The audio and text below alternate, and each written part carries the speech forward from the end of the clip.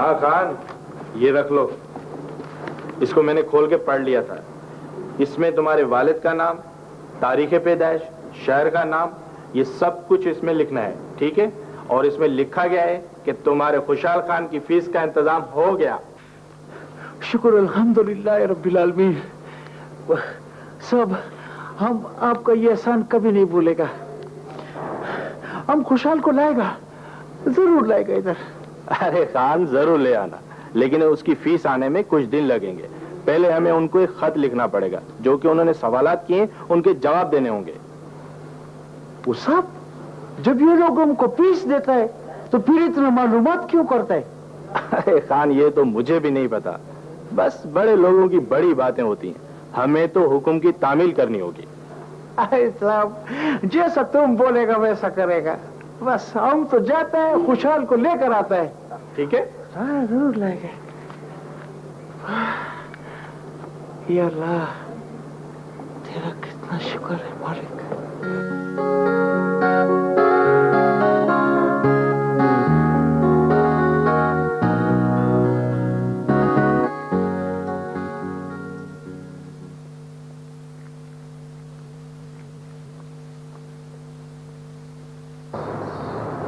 सवेरा,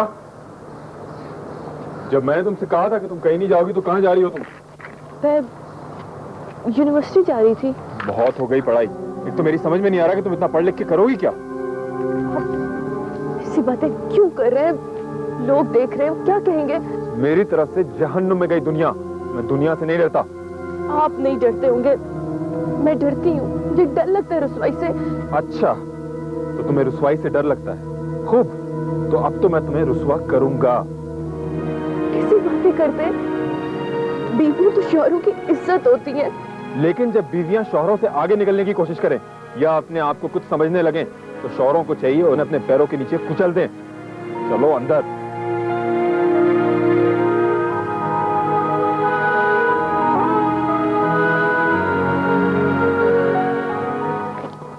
आदाब आंटी, कैसी हैं आप? जीते रहो बेटा, खुश रहो। बड़े दिन के बाद नजर आए। बस आंटी मैं तो आ रहा था, ये माम ने मना कर दिया था मुझे। क्यों भाई माहम, तुमने क्यों मना कर दिया था? बस आंटी ये कहती है कि जब भी मैं यहाँ पर आता हूँ खाने पीने की चीजों पर नादिर शाह दुरानी की तरह हमला कर देता हूँ। आ गए तुम और सारा प्रोग्राम चौपट हो गया। अच्छा चलो, हम जा रहे हैं सवेरा की तरफ। उसका यूनिवर्सिटी से फोन आया था कि तबीयत उसकी सही नहीं है, तो तुम भी चलोगे हमारे साथ? जाना क्या है, आप लोग मेरे साथ चले ना? ये ठीक है।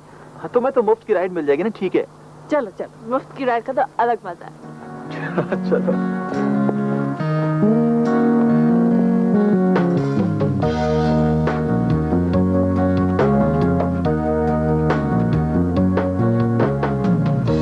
तो राहत, तुमने तय कर ही लिया है कि तुम पाकिस्तान जाओगे?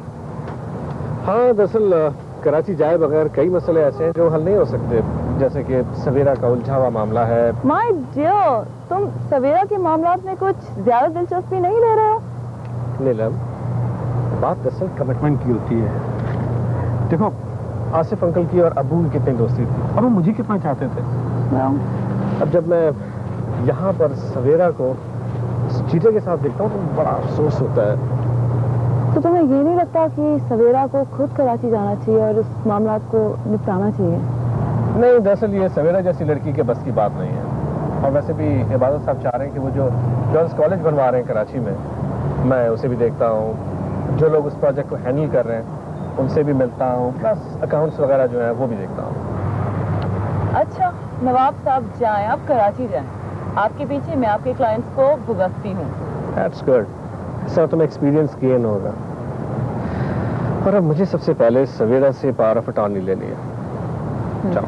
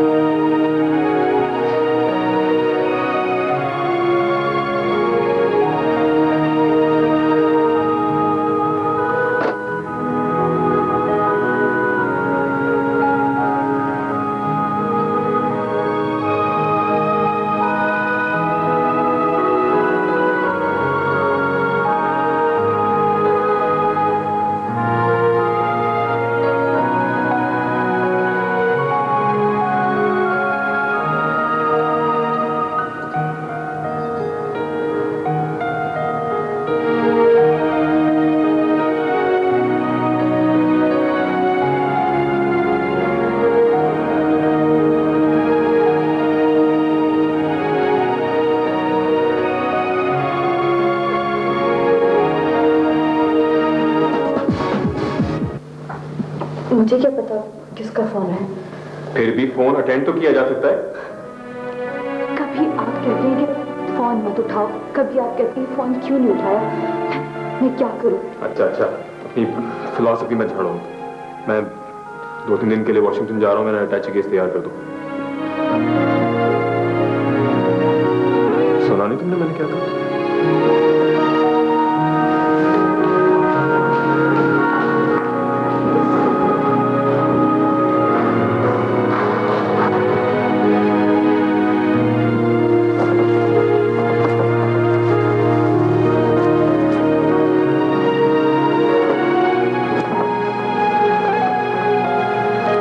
मेरे लिए अब क्या होता है घर से ना निकलने के अलावा? मैं अपनी खुशी से नहीं, मजबूरन जा रहा हूँ। और जाते जाते अगर तुम मुझे गुस्सा दिलाओगी ना तो तुम्हें लॉक करके चला जाऊंगा, समझी तुम? बड़ी मेहरबानी आपकी कि आप ऐसा नहीं करके जा रहे। I'm sorry। न जाने कभी कभी मुझे क्या हो जाता है, जब भी तुम्हें किसी से बात करते हुए या कहीं जाते हुए देखता हूँ तो गुस्से से पागल हो जाता हूँ। सवेरा प्लीज मुझे समझो, अपना सारा वक्त मुझे दे दो। मैं तुम्हें बहुत चाहता हूँ और नहीं चाहता कि तुम किसी से भी बात करो या किसी की तरफ भी देखो। मुझे ऐसा लगता है जैसे ये लोग तुम्हें मेरे बारे में बदगुमान करना चाहते हैं, मुझसे दूर कर देना चाहते हैं।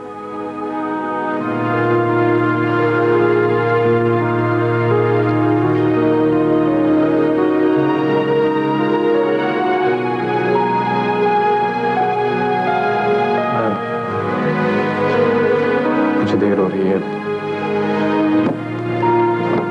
लेकिन जब मैं वापस आऊंगा ना तो सब ठीक हो जाएगा। हम बहुत सी बातें करेंगे, कहीं बाहर चलेंगे घूमने। तुम प्लीज मेरी गैर मौजूदगी में कहीं जाना मत और फोन उठाती रहना।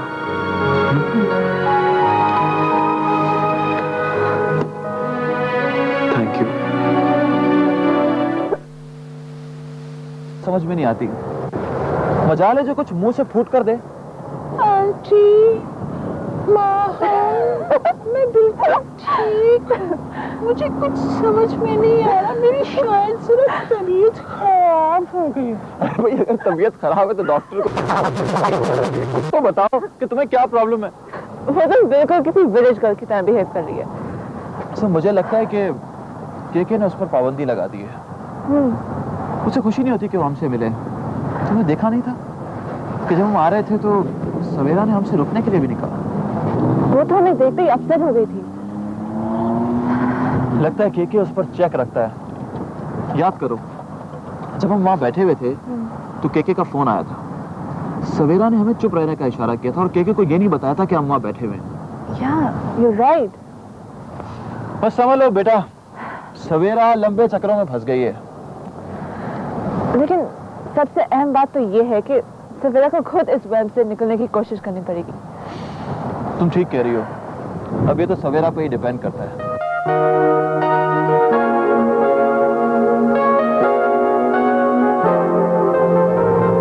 शुक्र है आपने ये पैरों पर तोड़ने वाला मसला भी हल हुआ। मैं तो आपको इतने फोन किए, ना आप मुझे घर पे मिली, ना आप मुझे हॉस्टल में मिली। कहाँ थी आप? असल में मेरी तबीयत ठीक नहीं थी। क्यों भाई, किसी डॉक्टर को चल के दिखाएं? नहीं, अब तो मैं बिल्कुल ठीक हूँ। बस अब मैं चलूंगी। क्या मतलब मैं चलूंगी? अभी चलते हैं, कहीं बैठते हैं, कहीं खाना खाते हैं, बातें करेंगे। नहीं, असल में आप लंच करेगा, मैं कैब से घर चली जाऊंगी। कैसी बातें करते हो आप? मेरी गाड़ी किस दिन काम आएगी? अच्छा, कहाँ है आपकी गाड़ी? गाड़ी पार्किंग लॉट में। वैसे आप तो ऐसी परेशान हो रही हो जैसे आपको कोई फ्लाइट पकड़नी हो। वो आज केके आ रहे हैं। क्या मतलब, वो कहीं बाहर गए हैं क्या? जी, वो न्यूयॉर्क गए हुए थे। ओह, वैसे के साथ हैं बड़े खुश नसीब कि आप इतनी बेकरारी से उनकी मुंतजर हैं। जी।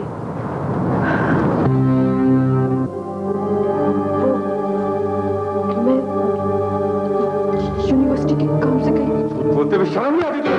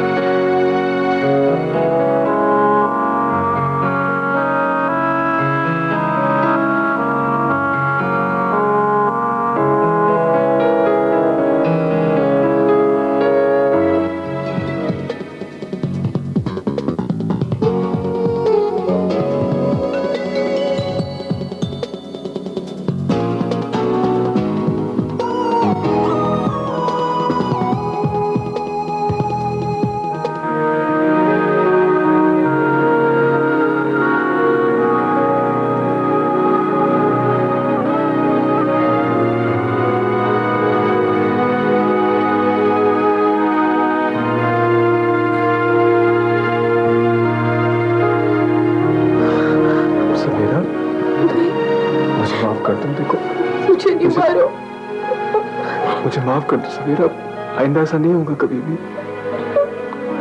कसम से आइंदा ऐसा कभी नहीं होगा। माफ कर दो। मुझे नहीं मारो, मुझे किसी ने नहीं मारा। सवेरा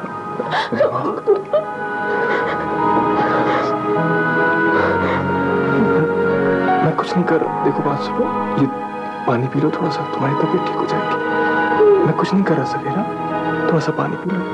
शाबाश शाबाश, लो पानी, थोड़ा सा पानी।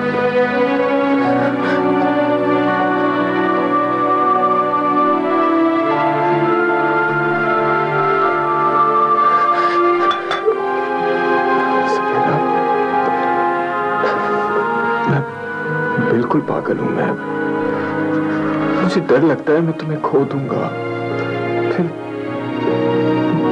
मुझे कुछ भी दिखाई नहीं देता, अंधा हो जाता हूं बिल्कुल मैं। सवेरा मुझे माफ कर दो, मैं ठीक हो जाऊंगा, बिल्कुल ठीक। सवेरा सवेरा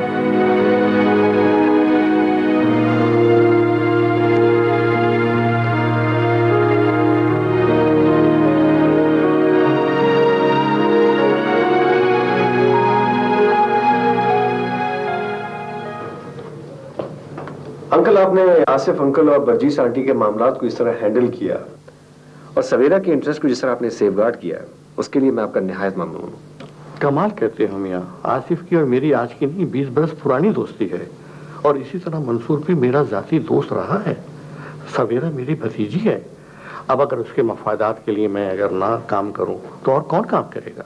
हाँ, दुरुस्त कह रहे हैं आप, लेकिन आजकल जो जमाना आ गया ना मियां, हम नहीं पुराने जमाने के हैं और जिंदगी को इसी तरह देखते और बरतते हैं।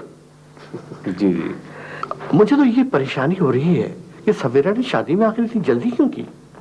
अंकल, दरअसल इसमें सवेरा को कोई कसूर नहीं है, आंटी की एक दोस्त ने जल्दबाजी की। अरे साहब, ये जो शादी कराने की शौकीन खवातीन होती है ना, खुदा इनकी नजर बद से महफूज रखे। नजर बद, खूब कहा आपने। यार, इन बेवकूफों के चक्करों में असल बात तो रह ही गई। देखो राहत, लॉकर तुम्हारे सामने खुल चुका है, जेवरात तुम्हारे सुपुर्द किए जा चुके हैं। अब रहा घर की फरोख्त का मसला, इसमें कुछ दिन लगेंगे। असल में तो सवेरा बीवी को यहां खुद आना चाहिए था, लेकिन खैर जहां तक घर के सामान का ताल्लुक है, मैं अपनी मुंशी की जेरे निगरानी इसको पैक करा के अपने घर में रख लूंगा और फर्नीचर फरोख्त कर दूंगा।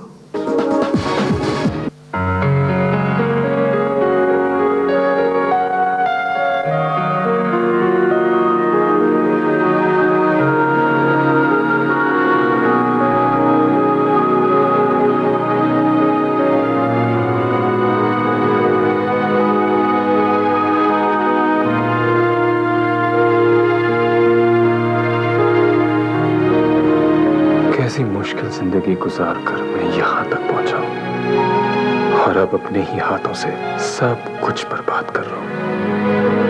मेरा गुस्सा मुझे और मेरी जिंदगी को खाने लगा है। सवेरा मुझे अच्छी लगती है, पहले लम्हे अच्छी लगती थी जब मैंने उसे देखा था।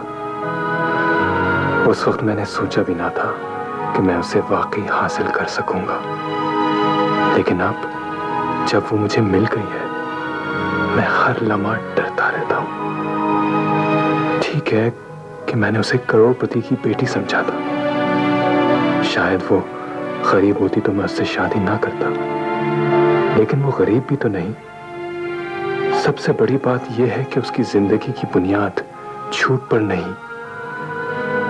लेकिन मैं अब उससे हरगिज़ झगड़ा नहीं करूंगा, उसे यूनिवर्सिटी भी जाने नहीं दूंगा, उसे किसी दूसरे शहर ले जाऊंगा जहां उनमें से कोई भी ना हो, ना उसका कोई जानने वाला और ना मेरा जानने वाला। हाँ, यही करूंगा मैं।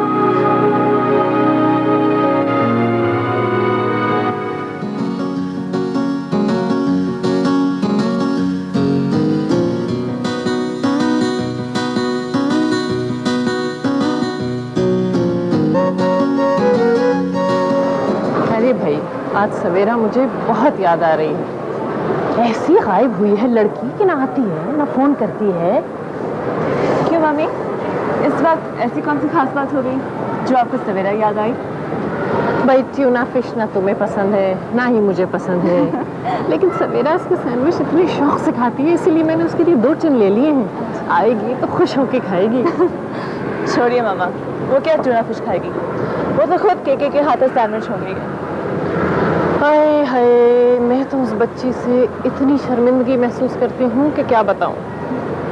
अल्लाह जाने क़यामत के दिन में बिरजीस को क्या मुंह दिखाऊंगी अगर ज्यादा मामला बिगड़ा तो। You're really funny person मामा। अब आपको क़यामत के दिन ब्रिटिश आंटी को फेस करने की पड़ गई है।